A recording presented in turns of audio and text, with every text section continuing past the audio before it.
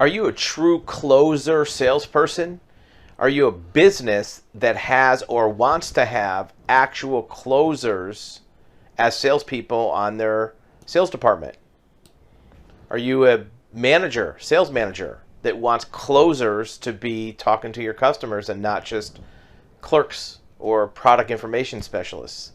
So let's talk about cold calling. Cold calling is a very common activity given to salespeople to contact prospective customers to try to get them to buy something. As a business, we recommend to never do cold calling, ever. In the long run, the probability that that's going to have a net positive effect on sales is probably negative. Here's why. If you have good closer salespeople that know how to close a deal, and you have them talking to people that have not expressed any interest in the product, you're wasting valuable talent on non-buyers. These are not people that express interest in buyers. The best salesperson in the world is not going to get most of them to buy something. There's an old saying, you can sell ice to an Eskimo. Not true. It's a cliche. You're not going to get a good salesperson to close the majority. Every once in a while, you'll get a salesperson that will magically get a non-buyer turned into a buyer. What you want a salesperson to do is to get a buyer to actually buy, because even though somebody's a buyer, there's a lot of hesitancy in sales. There's resistance, there's objections, there's complaints, there's natural aversion to buying something. People have buyer's remorse even before they buy. That's what a good salesperson does. They identify the need, they identify the hot buttons of the client, and they put together a deal for you as a company in a positive way. We're not talking about high pressure. We're not talking about manipulation. We're not talking about something where people are being defrauded. We're talking about true salespeople selling a valuable product or service and connecting a buyer with a need with a product that they may not know all the details about, and they may have some hesitancy, objections. That's what a salesperson does.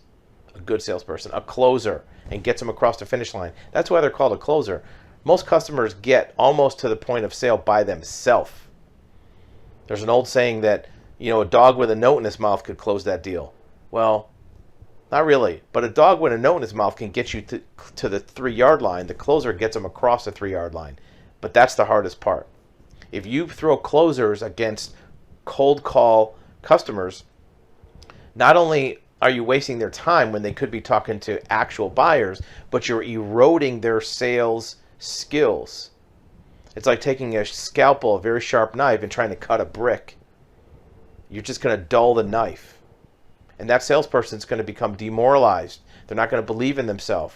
Those repeated objections and rejections are going to just make them not have the confidence that it takes to be in sales, because it's difficult. You hear no a lot. Even in a high closing sales environment where you're closing 20%, 25%, maybe 30%, that's a high closing ratio.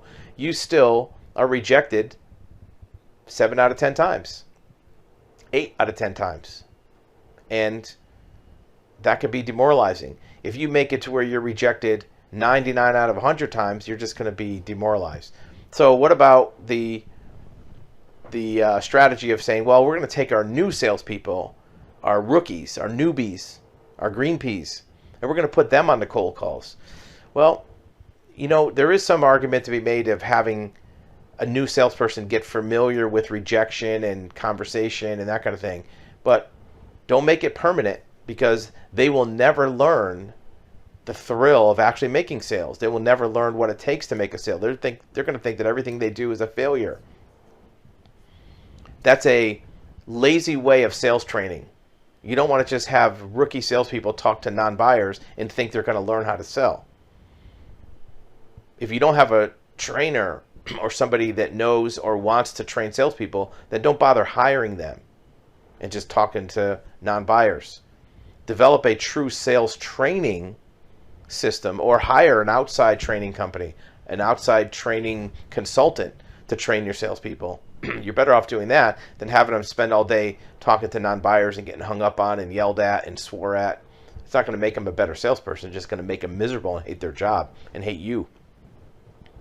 Cold calls are worthless. Now, by cold call, I mean just calling somebody out of the blue, cold, that never inquired, never has an interest in your product. That's a cold call. There's no reason to do that. However, if you have somebody who has inquired but maybe isn't a hot buyer, that's a different story. Now you can have a sales process that entertains that. But don't confuse marketing with selling.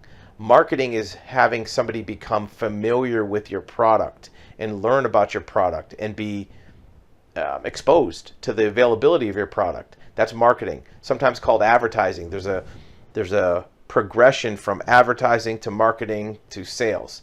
Advertising, it's just getting your name out there. Billboard, it could be advertising. A newspaper ad could be advertising. A Facebook ad could be advertising. Marketing is when you start to describe your product. And it doesn't have to be done one-on-one with a person. Usually it's better off to be done maybe with a website, maybe with videos, maybe with brochures, a little bit more detailed. Once a person is beyond advertising and marketing, now you can put them in a sales process. What you don't want to do is have somebody who's a good salesperson, a closer, have them do your marketing for you. Marketing should be almost automated. It should be done with YouTube videos. It should be done with webinars. If you want to do it in person, do webinars. Do Zoom calls with marketing. If your salesperson is doing too much marketing, again, it's going to erode their sales ability. Now, granted, some of the sales process is a little bit of remarketing. But if your salesperson talks to a customer, let's say for 15 minutes, maybe 3 or 4 minutes should be marketing. That's different than product presentation. Product presentation is important, but if the customer isn't even aware of the product, doesn't know what you're buying, don't force a good salesperson to become your marketing or advertising person. That just means you don't have a good marketing message yet, a good marketing system. You don't have a content machine that's making product information available to your potential buyers, because you want the person educated first about your product before the salesperson goes for the conversion to a sale, goes for the transaction. You don't want them being a walking, talking brochure, because that's an expensive brochure. How much are you paying your salespeople? If they're any good, they should be making 6 figures plus, if they're good.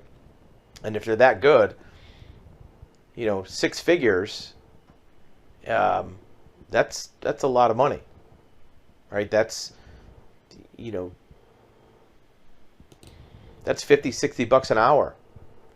If you're paying somebody $50-$60 an hour to talk to prospects, you're spending, if they talk to a prospect for half an hour that's not valuable, you just threw out $25 out the window, $30 for a walking brochure.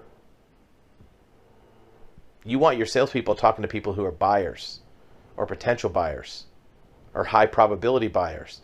You don't want them reciting product information for a half an hour that costs you $30.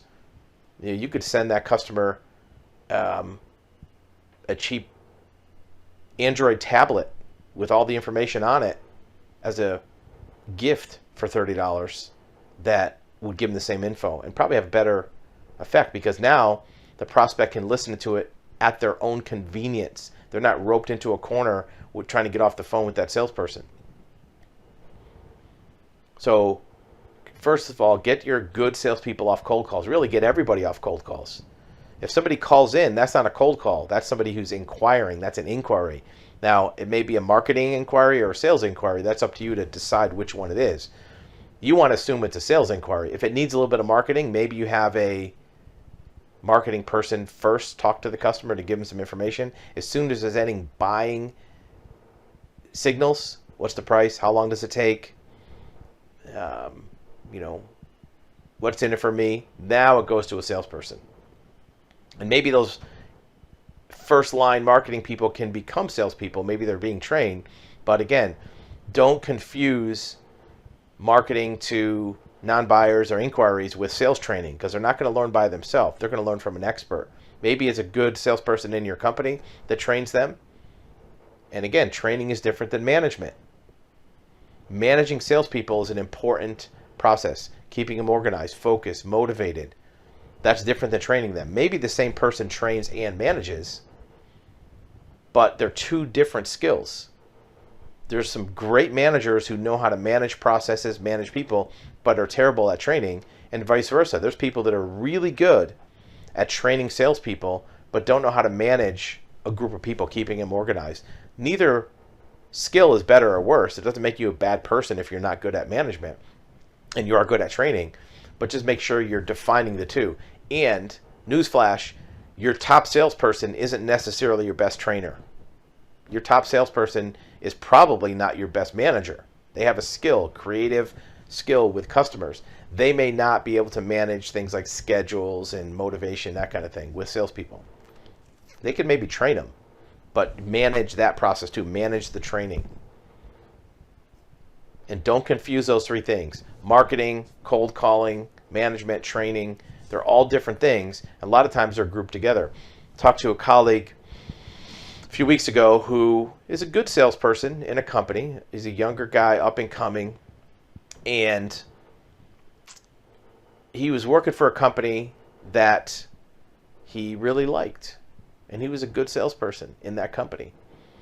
And every day, in the afternoon, early afternoon, the boss, so to speak, his boss, would tell him, look, you're in charge. The other two salespeople, they answer to you. You're in charge of the sales department. We're doing this to kind of groom you to be a manager someday. We want you to come up through the ranks and get a promotion and be a manager. So here's the keys to the place. You're in charge. Everybody reports to you. We're out of here. And the manager and the general manager would leave. And he was thinking that's a good thing. But after some period of time, a few weeks, a few months, he realized this doesn't help me any. It's not training me to be a manager. It's just forcing me into that position without any instruction. It's like telling somebody they're going to be a pilot and just giving them the keys to the plane and say, go fly, learn how to fly. You're going to crash and probably kill yourself. So that forced management thing wasn't really, once the person realized, it was appreciated at first. I'm getting authority, I'm getting privilege, they like me, I'm boosting up my ego. But in reality, they realize I'm not learning anything. I'm not any better as a manager today as I was 2 months ago. And it got even worse because once they realized what was really behind it, why would they do this? It's because they were too lazy to train and they really just wanted to leave to go to lunch for an hour or two. And nobody was ever putting time and effort into them to train. At first it seemed like an ego thing, like I get to be the boss, but then it's like nobody even really cares about me. Nobody really cares about my personal development. So as a manager of a company that has sales, which is every company has sales, make sure that you're caring about the development of people who are selling for you, because that's a valuable thing. Nothing happens in your company until a sale's made. You don't have any revenue until a sale's made. And that you're truly looking at those different elements, marketing, training, management, and don't try to force your salespeople to do marketing. You should have a good marketing department, person, company, or at least a strategy that's separate from sales. It's before sales. In fact, you've heard the phrase sales and marketing. It should be the other way around. It should be marketing and sales because marketing comes before sales. The person should be in the market before they talk to a salesperson. Your client should be in the market for your product at least before a good salesperson talks to them. Because a good salesperson is not going to fix defective marketing, and you shouldn't try to force them to do it. Because if they don't sell, now you're going to blame their closing ratio on their lack of salesmanship versus your lack of quality marketing. And that's not fair to them or to you, because you're going to think that you have a good product and good marketing and it's just your salespeople that are failing, rather than looking at the marketing is the problem and your message about your product and your visibility in the marketplace might need an improvement. And there's nothing wrong with that. It's actually pretty easy to do if you put attention to the marketing side before you try to stuff it down the throat of a salesperson to do cold calls.